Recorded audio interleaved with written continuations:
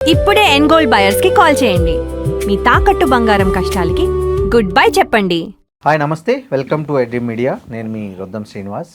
ఒక వీడియో దేశవ్యాప్తంగా తెగ వైరల్ అయిపోయింది.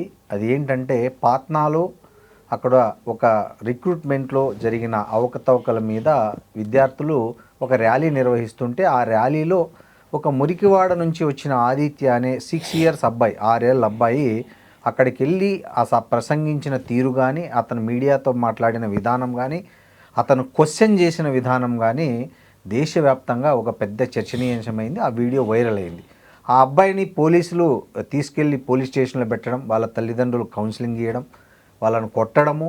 ఆ అబ్బాయి తర్వాత మళ్ళీ ఇంకో అడ్వకేట్ను అప్రోచ్ అయ్యి పోలీసుల మీద కేసు పెట్టాలనడం, ఇవన్నీ నిన్న ఇంటర్నెట్ను కుదిపేశాయి. మామూలు వైరల్ కాలేదు, అంతా ఇంత వైరల్ కాలేదు. మాట్లాడదామంటే మొన్నటి వరకు మనం జన్జీ ఉద్యమాలనే చూసాము. ఈ నిన్నటి ఆదిత్య ఎపిసోడ్ చూస్తుంటే జన్ ఆల్ఫా ఉద్యమం కూడా చాప కింద నీరులాగా పాకుతోందేమో దేశవ్యాప్తంగానే ఒక ఇది సంకేతం నిన్న ఆ అబ్బాయి కనిపించింది. మనతో ఈ విషయాలను మనతో మరింత విశ్లేషణాత్మకంగా చెప్పడానికి ప్రముఖ సినీ నిర్మాత, సామాజిక విశ్లేషకులు తమ్మారెడ్డి భరద్వాజ గారు ఉన్నారు. సార్ నమస్తే. సార్ నిన్న చూసాం సార్, ఒక వండర్ చూసాం, మీరు కూడా చూసి ఉంటారు. అసలు ఆ అబ్బాయి రాజ్యాంగం గురించి మాట్లాడుతున్నాడు, హక్కుల గురించి మాట్లాడుతున్నాడు, భవిష్యత్తు గురించి మాట్లాడుతున్నాడు, అవినీతిని ప్రశ్నిస్తున్నాడు, సీఎం సామ్రాట్ చౌదరి రాజీనామా చేయాలంటున్నాడు. అసలు ఒక 6 ఏళ్ళ అబ్బాయి, అది కూడా ఒక సామాన్యమైన మురికివాడల్లో నివసించే ఒక కుటుంబ నేపథ్యం నుంచి వచ్చిన అబ్బాయిలో ఈ స్థాయి రాజకీయ పరిజ్ఞానము, రాజకీయ చైతన్యము, ప్రశ్నించే తత్వము, అసలు ఇది అబ్బాయి ఒక రెప్లికా లాగా అనిపించాడు సార్ జన్ ఆల్ఫాకి నాకైతే. సో మీరెట్లా చూస్తారు దీన్ని? అంటే మన చిన్నప్పుడు కాదు, ఎప్పుడప్పుడు కూడా ప్రపంచంలో జరిగే వింతల్లో ఈ పిల్లలు, ఆ వయసు పిల్లలు ఏదో భగవద్గీత మొత్తం చెప్పారనో, అయితే లెక్కలు చెప్తున్నారనో, చెప్పకుండా లెక్కలు చెప్తున్నారనో, బ్లైండ్ ఫోల్డింగ్ చెస్ ఆడారనో చెస్ ఆడుతున్నారనో, రకరకాలుగా చేసి చూసాం. కానీ రాజకీయం మాట్లాడే వాళ్ళని లేకపోతే ఉద్యమాలు చేసే వాళ్ళని ఆ పిల్లల వయసులో చూడాల. Correct sir. ఆర్టిస్టులను కూడా చూసాం, చిన్న పిల్లలు వాళ్ళ వయసులో పిల్లలు వచ్చి చేస్తారు, కానీ తర్వాత వాళ్ళ పిల్లల్లాగానే ఉంటారు. కరెక్ట్. కానీ వీడు విచిత్రం ఏంటంటే, ముందు అనుకున్నాను నేను వీళ్ళు ఎవరో ట్రైన్ చేసి పంపించుంటారు, 4 మాటలు అందరూ అట్లే అనుకున్నారు సార్. తర్వాత మీడియా వచ్చి మన ముందు మైకులు పెడితే మనమే కంగారు పడతాం వాళ్ళు అడిగే ప్రశ్నలు. ఒకళ్ళ మీద ఒకళ్ళు పడి అడుగుతుంటారు. వాళ్ళు అసలు ఎరుకు సరుకు లేకుండా అందరికీ సమాధానం చెప్తున్నాడు, అద్భుతంగా చెప్తున్నాడు. అవును. ఇప్పుడు మనం ట్రైన్ చేస్తే అన్ని చెప్పలేరు, అసలు చెప్పలేరు కదా సార్. ట్రైన్ చేస్తే బట్టి చెప్తారు. రిపేర్ అయ్యి మన వయసులో మనం వెళ్తేనే వాళ్ళు అడిగేదానికి బయట కంగారు పడిపోతూ ఉంటాం, కన్ఫ్యూజ్ అవుతాం. అటువంటిది అసలు వాడు అసలు ఏమి నదురు బెదురు మెణుకు ఏమీ లేకుండా ప్రతి దానికి చెప్తున్నాడు. అసలు డైరెక్ట్ క్వశ్చన్ చేస్తున్నాడు. ఐపీఎస్లు ఏం చేస్తున్నారు, అవును, చట్టం చెప్తున్నాడు, రాజ్యాంగం చెప్తున్నాడు, మర్డర్ హాఫ్ మర్డర్ అంటున్నాడు. లాఠీలతో కొట్టారంటే హాఫ్ మర్డర్, తలకాయ పగిలింది అడిగి. అవును, 13 కుట్లు పడ్డాయి అంటే హాఫ్ మర్డర్ ఇది. ఆ మర్డర్ కేసు సెక్షన్ 301 పెట్టినట్టు అడ్వకేట్ అప్రోచ్ అయ్యాడు సార్, హైకోర్టు అడ్వకేట్. వాళ్ళ అమ్మను కొట్టినది, కొట్టారు. అడ్వకేట్ దగ్గరికి లెటర్ తీసుకెళ్ళాడు. అవును.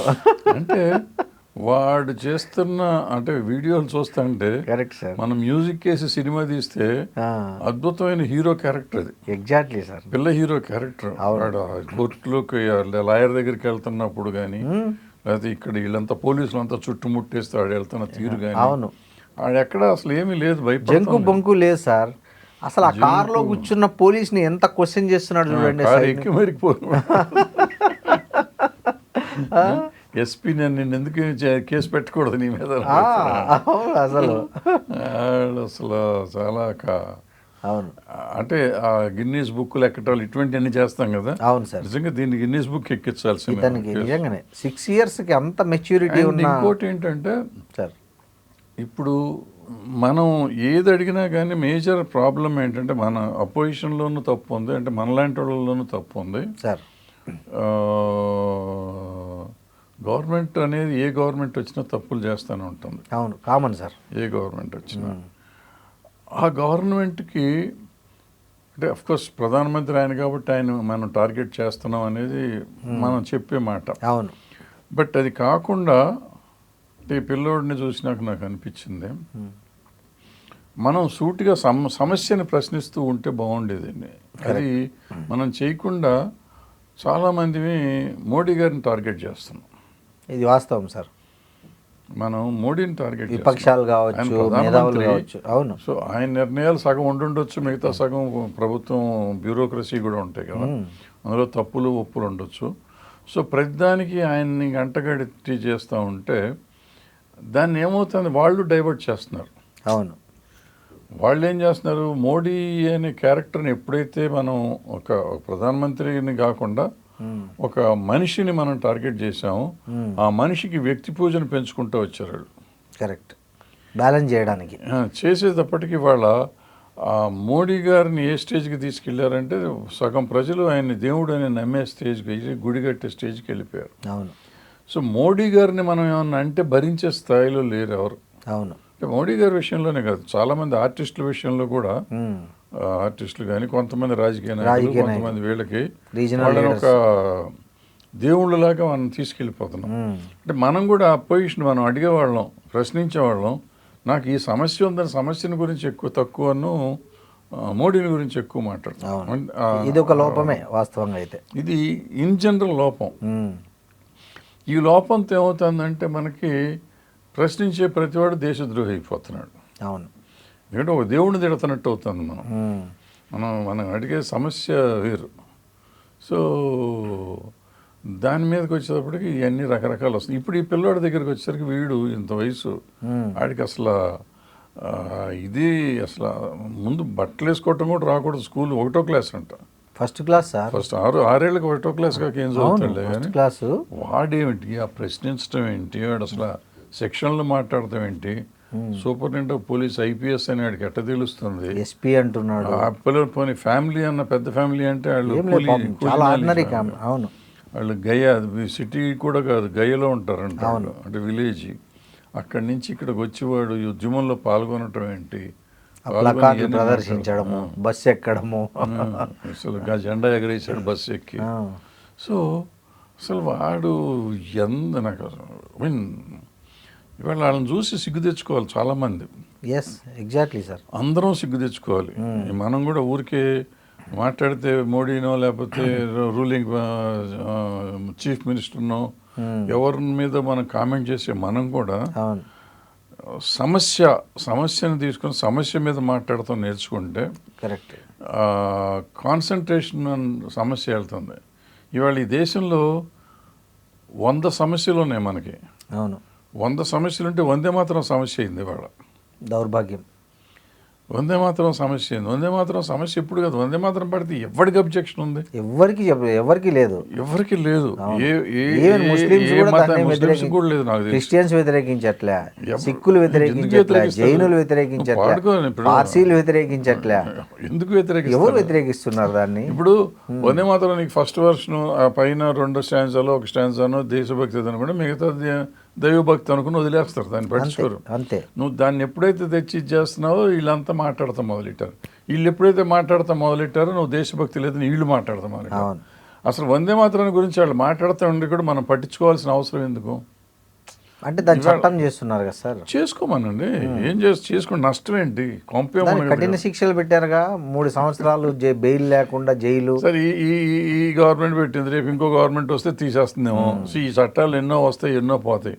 అంటే ఒకవేళ ఆ చట్టం చేసినా చేయకపోయినా, అది వందే మాత్రం అయినా అవ్వకపోయినా దేశంలో ఎవరికి నష్టం లేదు. అవును, ప్రజలకు ఎవరికి నష్టం లేదు. ప్రజల జీవన ప్రమాణాలకు దానికి సంబంధం లేదు. అవును. సో ఎప్పుడైతే మనం ఈ వందే మాత్రంలో నువ్వు ఎందుకు పెడుతున్నావు, ఇదేది మనం ఇదేమంటారు దీన్ని, సమానత్వం రాజ్యాంగంలో అన్ని మతాలకి సమానంగా హక్కు ఉంది. కాబట్టి ఈ దీంట్లో మనం ఒట్టి హిందూ దేవతల గురించి మాట్లాడతాం, తప్పు అని మనం మాట్లాడతాం. దీన్ని కాపాడి మీరు ఏం చేస్తారు? అవును, ఇప్పుడు ఫస్ట్ థింగ్ చట్టాన్ని ఆపలేరు, ఎందుకంటే అక్కడ బ్రూట్ మెజారిటీ ఉంది. First point. ప్లస్ నీకు సచ్చినైన సమస్యలు ఉంటే దానికోసం నువ్వు మాట్లాడతా టైం అంతా వేస్ట్ అయిపోవట్లా. ఇప్పుడు అధికారం వేసే ట్రాప్ ఏమో సార్, ఇది అధికార పార్టీలు వేసే ట్రాప్ యాక్చువల్గా అయితే. అంటే దేన్ని మాట్లాడకుండా చేయాలంటే దేన్ని ముందుకు తేవాలో వాళ్ళు బాగా పండిపోయారు. అవును, వాళ్ళు చేస్తున్నారు కాబట్టి వీళ్ళు చేస్తున్నారు. ఇదే ఇప్పుడు ఆ ట్రాప్లో పడకుండా వీళ్ళు ఓకే అండి అయిపోయింది, నెక్స్ట్ ఏంటి మేము కూడా పాడతామంటే అయిపోయింది. అంతేగా, పాడపోతే ఏమైంది, నష్టం వచ్చింది. అవును, నిన్నే వచ్చి రోజు పాడని రికార్డ్. ఇప్పుడు నేను పొద్దున్నే లేస్తే ఆ దేవుడు శివస్తోత్రమో వినాయకుడో ఇంకోటో లేకపోతే ఇంకోటి ఏదో దేవుడు మనకి ఇష్టమైన దేవతల పాటలు పాడుకుంటా ఉంటాం. కాళికామాత ఏవో ఉన్నాయి అవన్నీ పాడుతూ ఉంటాం. హరిగిరి నందిని అవన్నీ పాడుతూ ఉంటాం. అటువంటి పాడితే మనం పాడుకుంటాం, అట్లాగే ఇది కూడా పాడతాం. అంతే, నష్టం ఉంది. అవును. ఇప్పుడు ఇంకొకటి కూడా ఉండాలి దాంట్లో. ఇప్పుడు ఎట్లా జనగణమనలో ఉన్న జనగణమనలో కూడా ఇవన్నీ ఉన్నాయి, అన్నీ ఉన్నాయి. అక్కడ కూడా స్త్రీ దేవత చంపుతుంది, ఆవిడ భరతమాత అంటారు. ఇక్కడ కూడా భరతమాతనేమో. ఇప్పుడు అక్కడ కాళికాదేవి అనుకున్నది భరతమాత అనుకునవచ్చు. సో దాని మీద అసలు డిస్కషన్ ఎందుకు మనకి, అనవసరం. పైగా ఈ టీవీలలో పిలిచి నీకు వచ్చా నాకు రాదు, నీకు వచ్చా నీకు రాదు, ఎందుకు దాని గురించి వచ్చిన వాళ్ళు పాడతారు, మనం విందాం, అంతే, నష్టమేం లేదు. లేదంటే రికార్డు ఉంటుంది, క్యాసెట్ వేసుకొని మనం లిప్ మూమెంట్ ఇస్తే అయిపోద్ది. ఇవన్నీ మనకి ఊరికే మాట్లాడుతుండ. నాకు ఒకసారి నవ్వు వచ్చింది, మొన్న కూడా చెప్పాను నేను. విజయ్ ఇక్కడ ప్రమాణ స్వీకారం చేసిన రోజు, అసెంబ్లీ ఓపెన్ అయిన రోజు వందే మాత్రం వస్తుంటే విజయ్ పాడలా, లిప్సింగ్ చేయలేదు.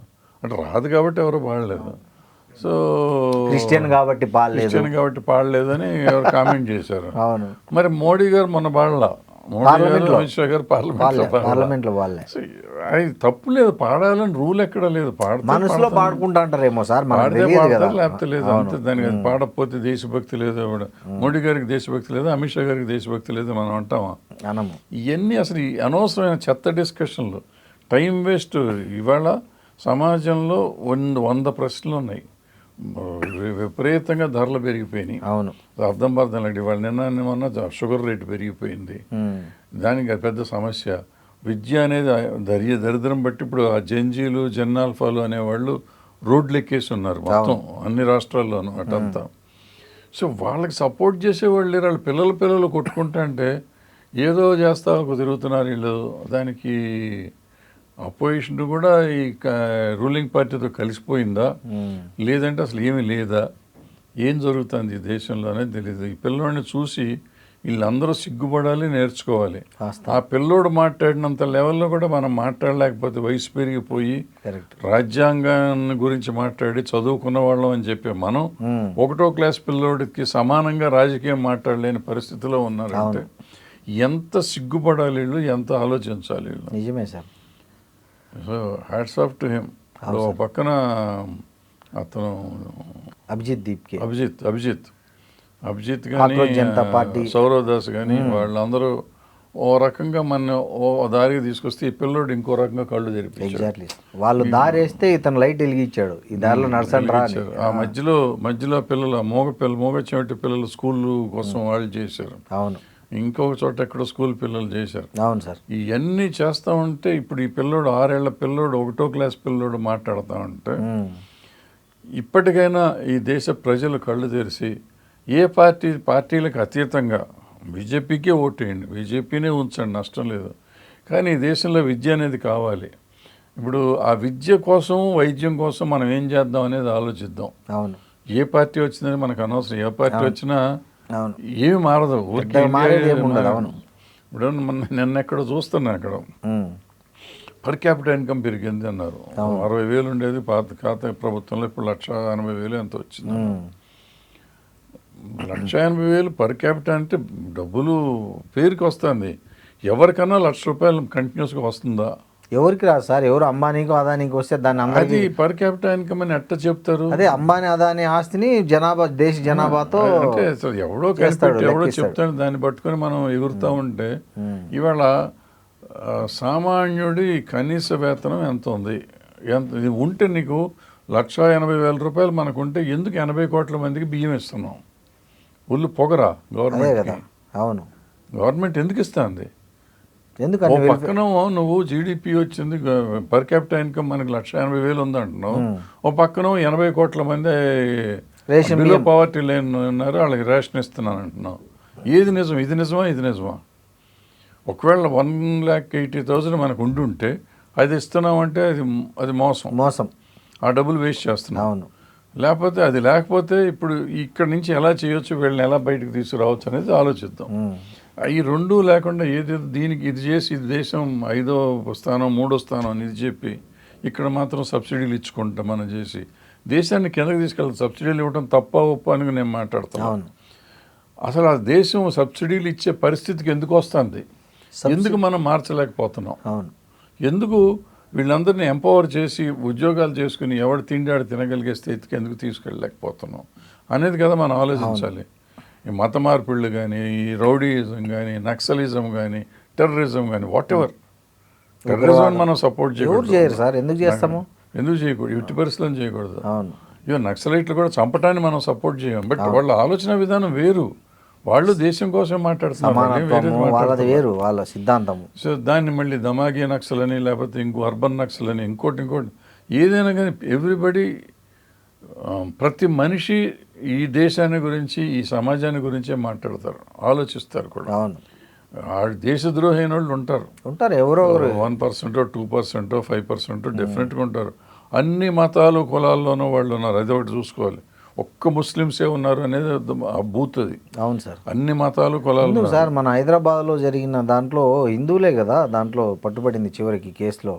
వాళ్ళు శిక్ష పడలేదు, వాళ్ళ తర్వాత బయటపడ్డారు, అది వేరే విషయం. కానీ సో ఇవన్నీ ఇప్పుడు మనం వాళ్ళు ఎవరో అరెస్ట్ అవుతున్నారు, జైల్లో ఉంటున్నారు. ఈ బాబాలు గీబాలు సగం మంది బయట తిరుగుతున్నారు. Dera Baba best example. నేను కాకమన్నాడు బయటకు వచ్చి తిరుగుతున్నాడు. బయటకు వచ్చాడు. ఆయన కాన్వాయ్ చూసారా? ఏ ప్రధానికి కూడా లేదు అంత కాన్వాయ్. ఏది జైలు నుంచి వచ్చి రేప్ కేసు ఉన్నవాడు బయటకు వచ్చి కాన్వాయ్లో తిరుగుతున్నాడు అండి. అతనికి మళ్ళీ బీజేపీ వాళ్ళు పూలదండలు వేసి లోకల్ బీజేపీ వాళ్ళు ఆహ్వానించారు. సరే ఇదే ఎందుకు చేస్తున్నారు వాళ్ళంటే వీళ్ళు ఒక పక్కన మనం ఏ సమస్య ఉందో సమస్య మీద మాట్లాడతాం మానేసాం మనం.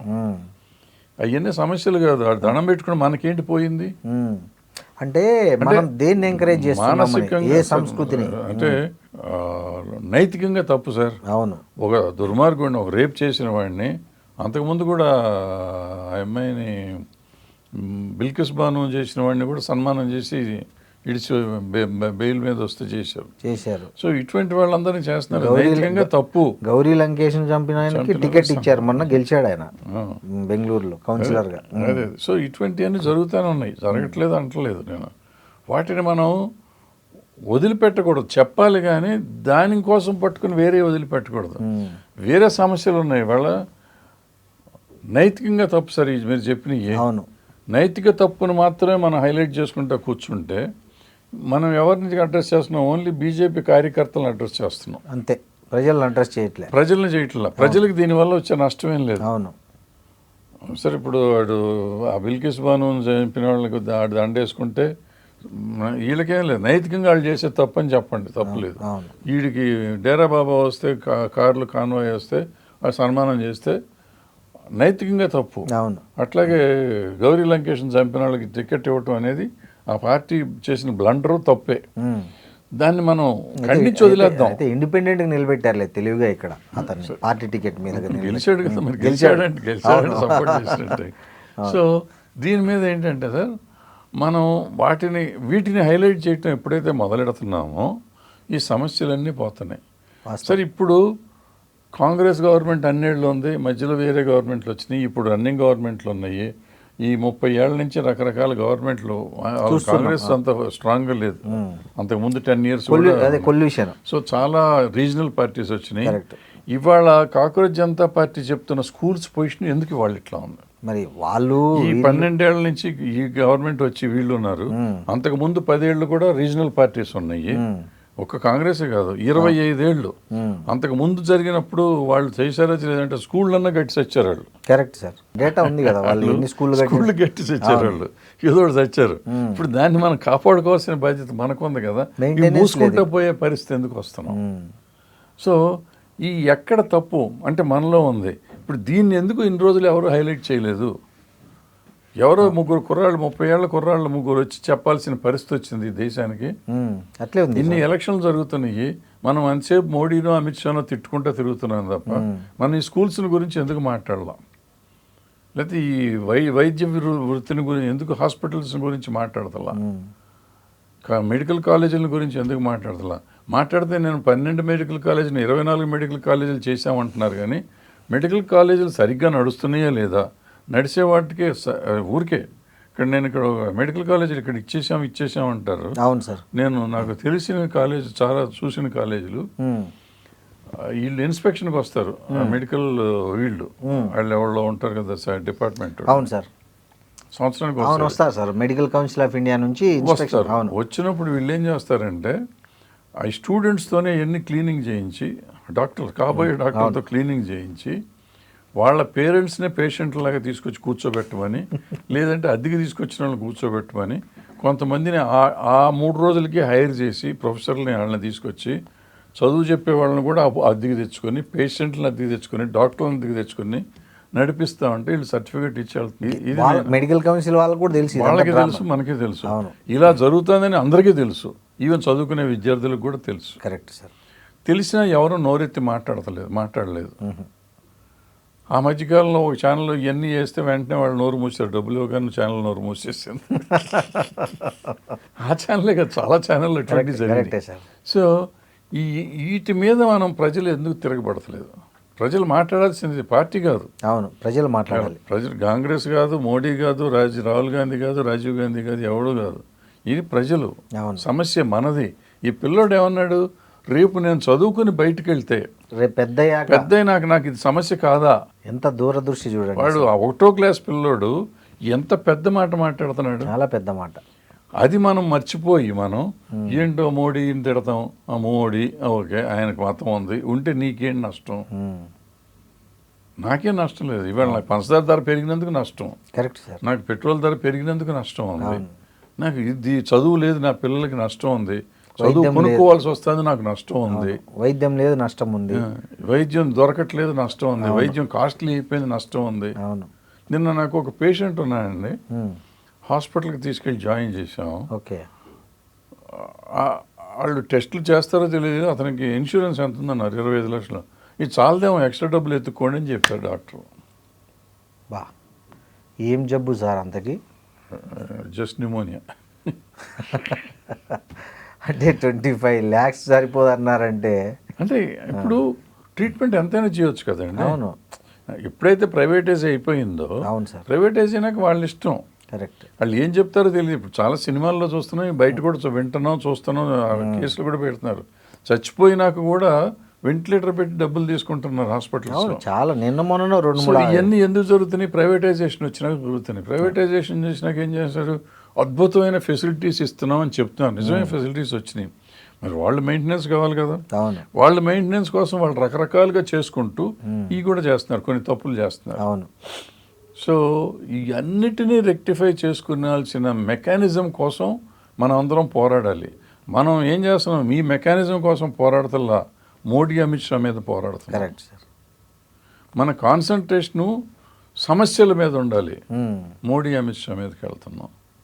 సో ఎప్పుడైతే మనలో ఒక మనుషుల్ని, వ్యక్తుల్ని మీదకి వెళ్తున్నామో అప్పుడు సమస్యలన్నీ పక్కకి వెళ్ళిపోతున్నాయి. అది పిల్లోడు వాళ్ళు చెప్పాడు.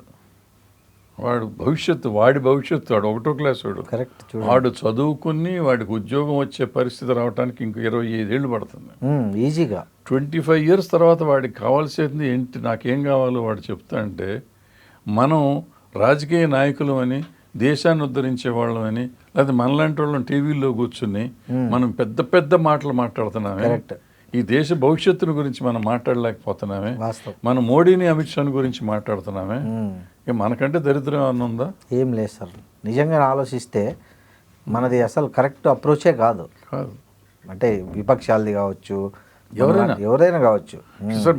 మనమే అనుకుంటున్నాం విపక్షాలు ఎందుకంటే దరిద్రమే. అవును సార్, వాస్తవం. నిజమే. మనం మాట్లాడడం వరకే పరిమితం అవుతున్నాం. ఆడు చూడు, ఇంట్లో నుంచి వచ్చి ధర్నా చేసి, ధర్నాలో కూర్చొని ర్యాలీలు పోయి పోలీసులు పట్టుకెళ్తే అక్కడ కూడా వాడి నిర్భయంగా కళ్ళ ముందు వాళ్ళ మదర్ని ఫాదర్ని కొడుతుంటే వాడు మళ్ళీ దాన్ని మర్నాడు కోర్టుకి వెళ్ళి హైకోర్టు అడ్వకేట్ దగ్గరికి వెళ్ళి పిటిషన్ ఫైల్ చేసి. సో ఎంత ఫైటింగ్ స్పిరిట్ ఉంది చూడండి. అసలు ఒక రిపోర్టర్ వాళ్ళ ఇంటికి వెళ్తే నువ్వు ఇవన్నీ ఎట్లా మాట్లాడుతున్నావు అంటే నేను అంబేద్కర్ గారు రాజ్యాంగం చదువుకున్నా అని చెప్తున్నాడు సార్ వాడు. ఆ రాజ్యాంగం ఎలా చూపి అన్నాడు ఆ రిపోర్టర్. చూపించాడు పుస్తకం, రాజ్యాంగం పుస్తకం చూపించాడు. దీంట్లో ఏం చదివినావు నువ్వు అన్నాడు. 80 పేజీలు చదివాను నేను ఇప్పటి వరకు, ఆ 80 పేజీల్లో నాకు తెలిసింది మాట్లాడుతున్నాను అని చెప్పాడు వాడు. అంటే ఆడికి డౌట్ వచ్చింది రిపోర్టర్కి. ఆడు లైవ్ పెట్టి ఇట్లా ఏది నా ముందు చదువు అని బుక్ ఓపెన్ చేపిస్తే బుక్ ఓపెన్ చేసి చదివాడు. అబ్బాయి చదివాడు, లిటరల్గా చదివాడు. ఆ రాజ్యాంగం బుక్ ఓపెన్ చేసి ఇంగ్లీష్ హిందీ చదివాడు. హిందీ రాజ్యాంగం ఉంది నిజంగానే అబ్బాయి దగ్గర. అబ్బాయి ఇట్లా ఓపెన్ చేసి రిపోర్టర్ ముందు కెమెరా ముందు చదివాడు. ప్రాథమిక హక్కులు ఇవేందని చదివాడు దాంట్లో. అంటే ఎంతో మనం సోఫిస్టికేటెడ్గా అనుకుంటున్న స్కూళ్ళల్లో చదివే వాళ్ళు కానీ అంతా వాళ్ళందరిలో లేని స్పృహ ఒక నార్మల్ ఒక పేద అదే చూసారా, అదేదో చెప్తారు చూడండి, అదే అడవిలో నుంచి ఉదయిస్తుంది అచ్చమైన ఉద్యమం అన్నట్లు ఇప్పుడు ఇట్లాంటి వాళ్ళ వల్లనే నిజంగానే ఒక హోప్ వచ్చింది సార్ దేశానికి. వాస్తవంగా ఆ అబ్బాయి ధైర్యము, అసలు తెగువ, సాహసము, విజ్ఞానము అవన్నిటికీ మనం నిజంగా హ్యాట్సాప్ చెప్పాలి సార్ వాస్తవంగా. గ్రేట్. చాలా జెన్ ఆల్ఫా వాళ్ళకి గ్రేట్. ఆదిత్య ఒక టార్చ్ బేరర్ జెన్ ఆల్ఫాకి అబ్బాయి వాస్తవంగా. Whistle blower. అవును, అసలు చూసారా దేశవ్యాప్తంగా దాన్ని చర్చలోకి తెచ్చాడు అబ్బాయి. పోలీసులు అతన్ని పోలీస్ స్టేషన్ తీసుకెళ్ళి అరెస్టే చేశారు, కానీ సోషల్ మీడియాలో వచ్చిన వ్యతిరేకత అవన్నీ చూసి భయపడి మళ్ళీ లేదు కౌన్సిలింగ్ ఇచ్చి పంపిస్తాం. కౌన్సిలింగ్ ఇచ్చిన వాళ్ళు ఊరికి వదిలిపెట్టాలి కదా. ఆ అబ్బాయి వాళ్ళ అమ్మకి ఇక్కడ కొట్టారని గాయం చూపిస్తున్నాడు, చెంప మీద కొట్టాడు, ఎర్రగా అయినది అది చూపిస్తున్నాడు, క్లోజప్లో తీయండి అంటున్నాడు. వాళ్ళ అమ్మకి దెబ్బ తగిలింది. అసలు వండర్ అవుతున్నాం కానీ చాలా అసలు హృదయ విదారకమైన ఘట్టం సార్. అవును, చాలా చాలా డేంజరస్ సిచ్యువేషన్లో ఉన్న దేశం అనేది ఆ పిల్లడు చెప్పాడు. కరెక్ట్. బట్ అది అపోజిషన్ పార్టీస్ కూడా అర్థం చేసుకోవాలి, మనుషులు అర్థం చేసుకోవాలి, ప్రజలు అర్థం చేసుకోవాలి.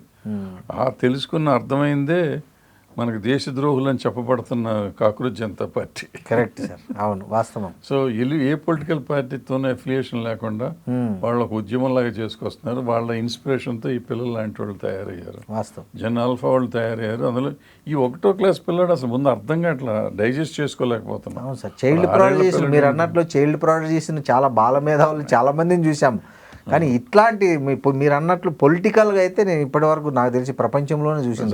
ఎక్కడ జరగలేదు. ఇది ఒక ఏమంటారు 10వ వింత 8వ వింత అట్లా ఉంది సార్. 8వ వింతలాగే ఉంది సార్ ఇది. సార్ ఇంకోటి, నిన్న సుభాష్ జీ ఛానల్ వ్యవస్థాపకులు సుభాష్ చంద్రజీకి ఎన్సిఎల్టీ ఒక అప్రూవల్ ఇచ్చింది. ఏంటంటే ఆయన 24,657 అప్పు ఉన్నాడు సార్ బ్యాంకులకు. ఆయన తీసుకున్న రుణము ఆయన 6.5 అక్షరాల 6.5 కోట్లు కడితే మొత్తం మాఫీ చేయడానికి నిన్న ఎన్సిఎల్టీ యాక్సెప్ట్ చేసింది. 22,657 ఎక్కడ, జస్ట్ 6.5 కోట్లు ఎక్కడ సార్? దీని మీద విజయ్ మాల్యా ఒక ట్వీట్ చేశాడు, కింగ్ఫిషర్ ఏమైనా ఇదేంది ఇండియాలో ఇంత అన్యాయం జరుగుతోంది. ఆయనేమో 22, నా మిత్రుడు సుభాష్ చంద్ర ఏమో 22,657,00,000కు 6.5 కోటి కడితే మాఫీ చేసేసారు, ఓకే చేసేసారు. నేను 6,200 చిల్లర కోట్లు నా అప్పు మొత్తము, నేను ఇప్పటికే 14,100 కోట్లు పే చేశాను బ్యాంకులకి, బట్ నాకు మాత్రం ఇంకా అది చేయట్లేదు, నాకు క్లియర్ చేయట్లేదు, ఇదేం అన్యాయం అనేది ఒక ట్వీట్ చేశాడు. సో దీన్ని మనం ఎట్లా అర్థం చేసుకోవాలి అంటే ఇప్పుడు అంటే ఇక్కడ సార్, అంటే మీకు ఇద్దరు బీజేపీ వాళ్ళే, జి సుభాష్ చంద్ర ఆయన బీజేపీ వెళ్ళిపోయిన మనిషి, అంతకుముందు ఈ పారిపోక ముందు విజయ్ మాల్యా కూడా బీజేపీ నుండి ఎంపీగా ఎలక్ట్ అయిన వ్యక్తి. ఏంటి ఈ వైరుధ్యము, దీన్ని ఎట్లా అర్థం చేసుకోవాలి సార్? వైరుధ్యం అంటే అర్థం చేసుకునే విధానంలోనే అర్థం చేసుకోవాలి. వేరే రకమే ఉంటుంది, కొత్తగా ఉంటుంది. నాకు ఇష్టమైతే ఒకటి, ఇష్టం లేకపోతే ఒకటి, అంతే కదా. విత్ ఇన్ బీజేపీలోనే అంతే కదా. బీజేపీలో అంటే ఏదో ఉండి ఉంటుంది అక్కడ, ఏదో ఇతనికి వాళ్ళకి ఈక్వేషన్స్ కుదిరి ఏదో ఉండకపోవచ్చు. ఇంటర్నల్గా ఏవో ఉండింటాయి. అంటే ఇప్పుడు సంవత్సరం తిరిగేసరికి ఇప్పుడు ఈ 12 సంవత్సరాల్లో నాకు తెలిసి 12 లక్షలు 20 లక్షలు కోట్లు మాఫీలు ఉన్నాయి ఈ అప్పుల వాళ్ళందరూ. అవును సార్, వాస్తవం. సో దాంట్లో ఆ అకౌంట్లో ఈయనకి వచ్చింది. ఆయన ఏంటంటే ఆయన ముందు సెటిల్మెంట్ చేసుకోకుండా వెళ్ళిపోయాడు. అంటే వీళ్ళతో చేసుకోవాల్సింది ఫస్ట్, బ్యాంకుల కంటే ముందు డిఫరెన్స్ ఉంది దాంట్లో ఆ కేసుకి ఈ కేసుకి. అతను వెళ్ళిపోయినాక ఈ గొడవ బయటకు వచ్చింది. అవును. యాక్చువల్గా ఊళ్ళో ఉన్నప్పుడు సెటిల్ చేసుకుని ఉంటే పోయేది. ఇతను ఇక్కడే ఉండి ఏదో చేసుకోవాల్సినవి చేసుకుని కింద మీద పెట్టి ఫైనల్గా దానికి సెటిల్మెంట్ చేసుకున్నాడు. సో సెటిల్మెంట్ ఇప్పుడు మనం అనుకున్నట్టు ఆ 12 లక్షల కోట్లు 20 లక్షల కోట్లు సంవత్సరం ఓవరాల్ చేశారు, చేశారు, అంబానీకి కూడా వేయడానికి చేశారు. అలాగే చేసినప్పుడు ఈ చిన్న కేసు 20,000 కోట్లకు చేసి కరెక్టే. ఇప్పుడు విజయమాల్య ఆవేదన కూడా కరెక్టే కదా సార్. నేను 6,000 కోట్లకు 14,000 కోట్లు కడితే నాది ఇంకా పెండింగ్ పెడుతున్నారు, వాడేమో 22,000 కోట్లకి 6.5 కోటి కడితే సెటిల్ చేశారు. ఇదేమో గవర్నమెంట్ చేయొచ్చేమో, అది బ్యాంకులు చేయాలి ఉందేమో, తేడా ఉందేమో, మనకు కరెక్ట్ డీటెయిల్స్ తెలియవు కదండి. ఇప్పుడు ఆయన బ్యాంకులకు కట్టాలి, 6 బ్యాంకులు 5 బ్యాంకులకు కట్టాలి. మరి ఈయన ఎవరికి కట్టాలి? బ్యాంకులకు కట్టాలా, గవర్నమెంట్కి కట్టాలా, లేకపోతే ఈయన కట్టాల్సింది గవర్నమెంట్ పరిధిలో ఉందా? ఈ డీటెయిల్స్ అన్ని తెలియకుండా మనం మాట్లాడతాం అనవసరం. అది రేపు మళ్ళీ మన పిచ్చోళ్ళ కింద కట్టకుండా ఉంటారు. సో డబ్బున్న వాళ్ళు ఏమైనా చేస్తారు. రేపు పొద్దున ఆయన వచ్చి పార్టీలో చేరి మళ్ళీ ఆయన ఎంపీటీ సీట్ తీసుకుని సెటిల్మెంట్ అయినా మనం ఆశ్చర్యపోవాలి. వాస్తవమే. సడన్గా మంత్రి అయిపోయినా మనం పట్టించుకోవాలి. ఏదైనా జరుగుతుంది ఈ దేశంలో. కాబట్టి ఈ డబ్బున్నోళ్ళ ట్వీట్లను పట్టుకుని మనం మాట్లాడుకోవటం మన టైం వేస్ట్, మన పిచ్చోడం అవుతాం. మనకి ఎందుకు వచ్చింది? Sir correct. Thank you sir.